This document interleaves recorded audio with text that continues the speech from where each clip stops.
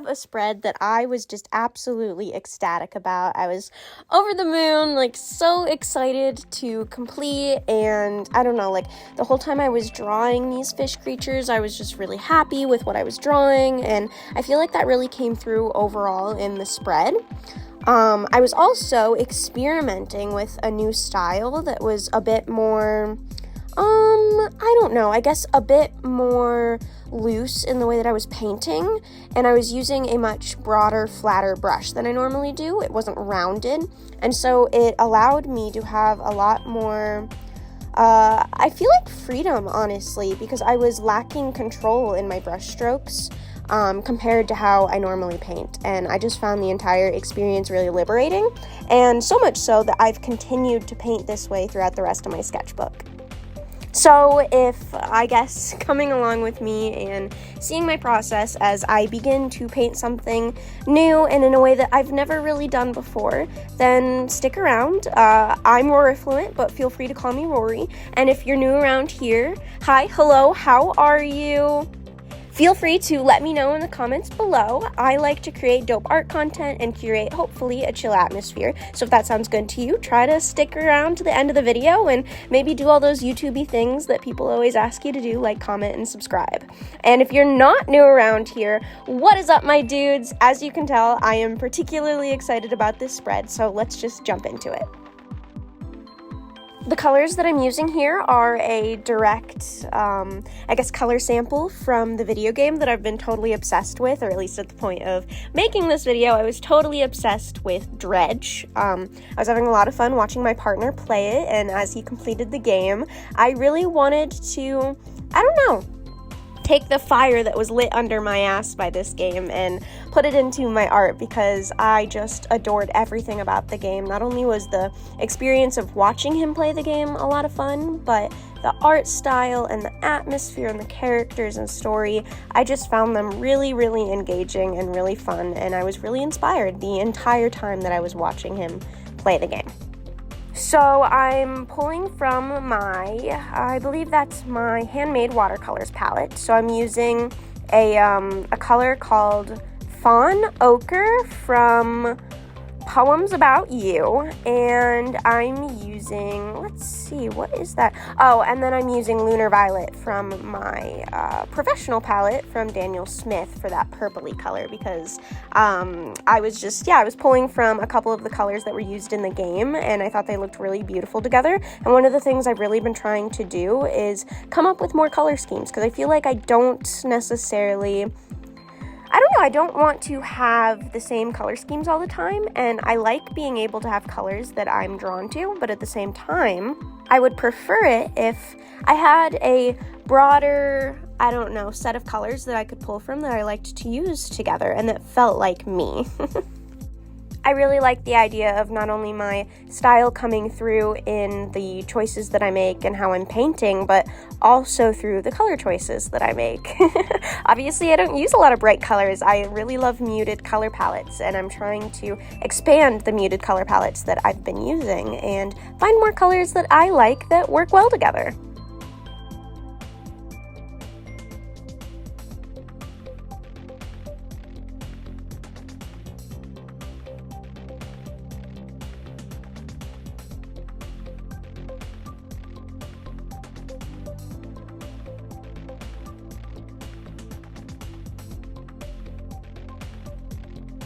So on the page, I've drawn some little squiggly boys and a volcano snail, and then I've also drawn a couple flounders, and that flounder in the top left corner of the page becomes like my absolute favorite. I love the way that it turned out. It's kind of like the epitome of what I'm going for with this style, honestly.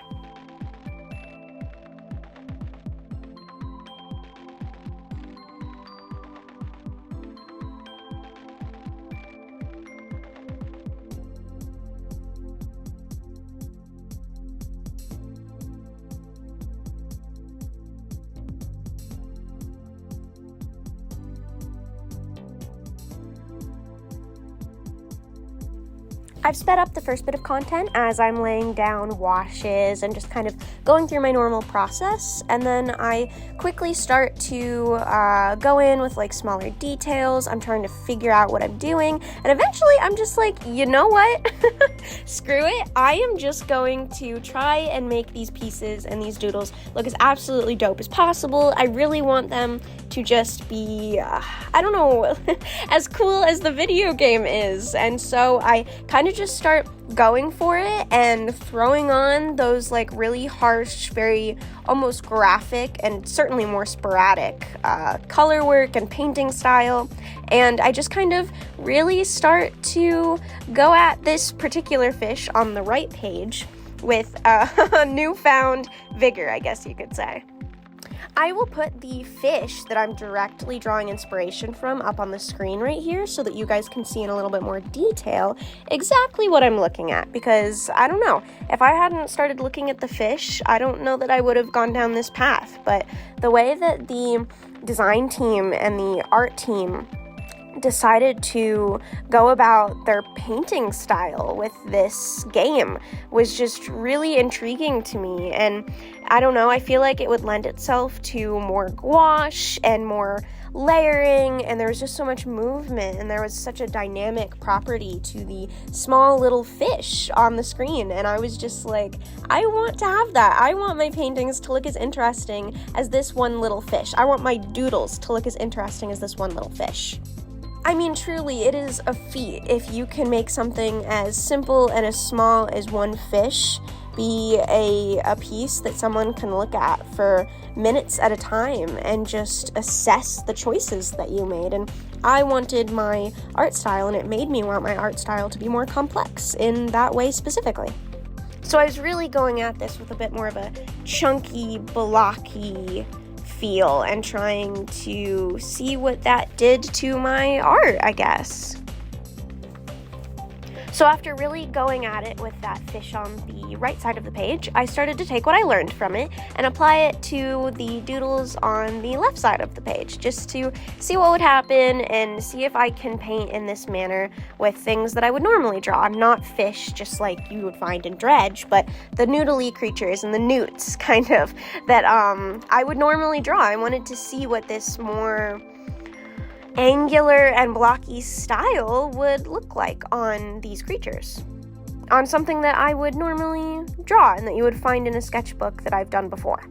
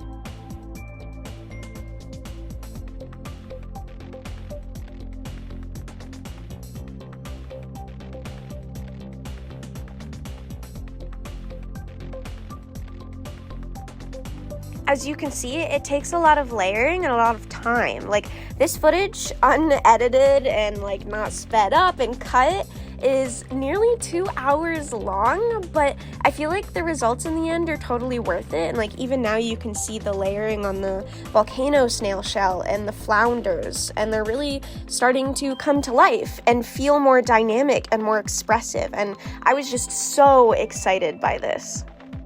The prospect that my art could be as complex in the way that I paint as what I was seeing on the screen was just really exciting, because I've always gravitated towards this very simple way of painting. And so using what I've learned doing that for years and years and years, and still doing all of the same things that I do with the outlines and the small details and the way that I was painting with a small rounded brush to get sharper edges and more clear shadows and line definition. I was applying all of that here, but on top of that, I was layering and layering and layering these blocky paint strokes, and I don't know, the result was something that I was really excited by. I believe I did this piece almost directly after completing the mushroom bird painting, the large painting that I did on an Arches watercolor block. And I was really going at this with like a newfound appreciation for my Tombow brush pen, because I really liked the thick and, what's the term? When the line weight can vary so fluidly. I was really, really enjoying that with that piece. And with a ballpoint pen, obviously, it's very scratchy and one-noted. And you can see here I'm going in with the ballpoint pen, but I do believe I go over all of this with the Tombow brush pen by the end of it. If I wanted to continue doing line work the way that I normally would, I could definitely tell that with these, this more layered painterly approach, I was going to need to add structure to the pieces with a much thicker line work, and line work that could vary more and add more of a dynamicness to the line work, since the painting and the way that I was painting was also a lot more dynamic. Originally, though, I was drawn to the ballpoint pen because I liked its scratchiness. It made lining and inking feel a lot less like a chore and a lot more like just a part of the sketching process. And I realized that I actually really I liked lining, but I could never get my line work perfect.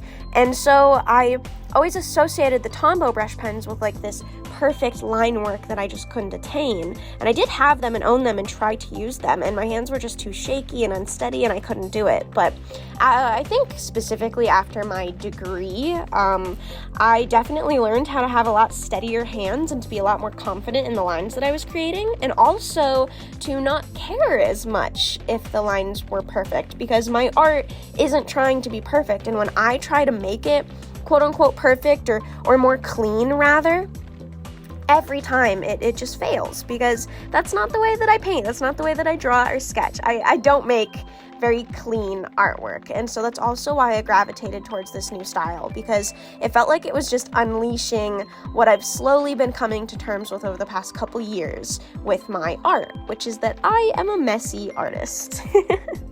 You can see me kind of fiddling with this large fish on the right side and just trying to figure out what it needs. I added like a little bit of a background, and I was going at it with the ballpoint pen a little bit more, and I was just like, this is not working. I don't like it. Like, I love the way that I've painted, but I do not like the way the line work is coexisting with the way that I've painted. It's just not bold enough, and I'm almost positive eventually I reach for that Tombow brush pen. I'm also more apt to go in with bolder and thicker and more opaque colors, and just overall add a lot more depth to my art than I would normally, which has been really cool and really nice, because I feel like it just adds to the messiness and to the dynamicness that I want my sketches and paintings to have.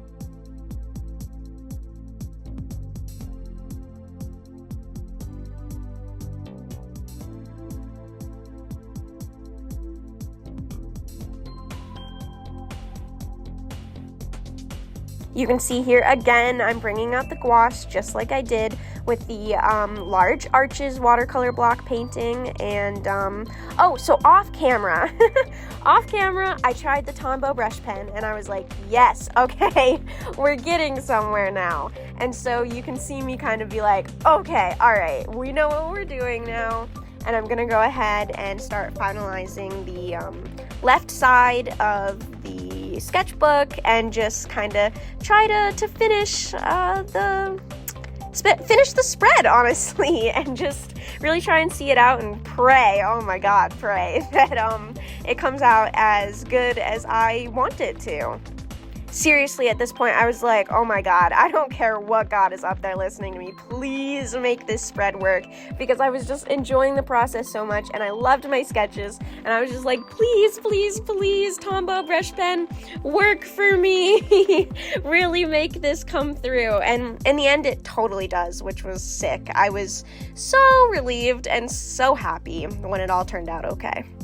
At this last little part here, you can see I kind of said fuck it and just went ahead and started kind of turning the sketchbook spread, which I've tried to avoid in my most recent videos because, really all of my videos, because I felt like it might look unprofessional, but I don't know, I just really needed to go at this like I normally would without filming, and so I was kind of just telling myself, okay, just treat it like you're not even filming, and let's just get this spread to come through. I genuinely think there's never going to be anything as satisfying as watching back the entire process of someone painting or drawing and seeing as it evolves and grows and starts to come to fruition and really become what you can tell the artist wanted it to be. And it's even more exciting, honestly, watching my own art play back, because when I'm editing these videos, I just get really happy to see where I started and where I ended up. I have currently in my sketchbook continued this style and just started really playing with gouache and more opaque colors and trying to see how adding lightness, like building from dark to light instead of where watercolor normally you go from light to dark, and you kind of have to keep in mind where your light is the entire time, because you can't, once you've added watercolor, you can't take it away. And I've really tried in this sketchbook to start pushing myself to use more gouache, because I feel like specifically with this spread, it just really started to come together as something that I was like, yeah, this is the way my style is evolving, and this is what I want to do. This is what I want my art to look like.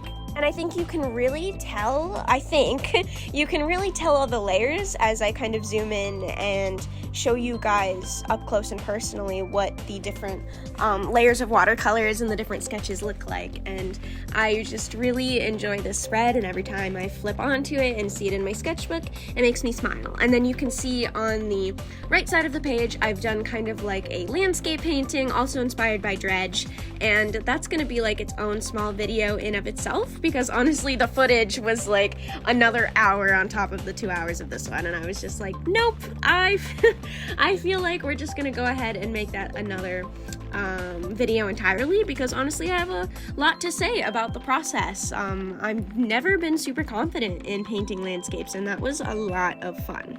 So if that content sounds like something you're going to want to see, feel free to do the YouTubey things, subscribe, and that'll be the next one I post. So hopefully I'll get to talk to you then. Bye!